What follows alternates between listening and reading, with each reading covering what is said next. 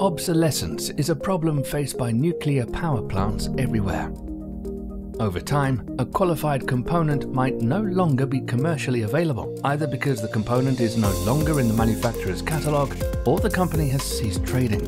Or some materials and component parts could have been replaced by new items, which calls an existing nuclear qualification into question. So, what can be done?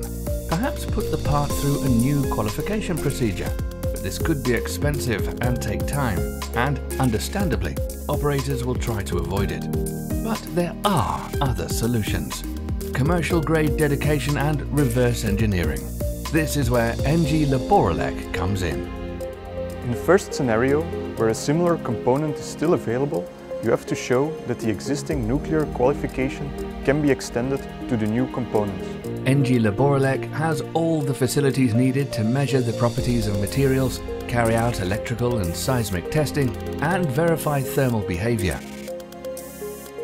Everything the commercial-grade dedication process requires.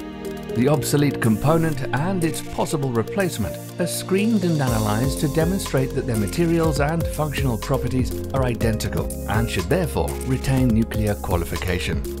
Where there is no equivalent part available, ENGIE Laborelec also has the answer: reverse engineering. To replicate a part, we start with a three-dimensional scan to produce a digital blueprint, which we use to make the replacement part through additive manufacturing or 3D printing. Additive manufacturing is a powerful solution. It makes it easy to reproduce parts even with complex geometries and from a diverse range of materials, including metals and alloys and even polymers. There are many ways to manage obsolescence.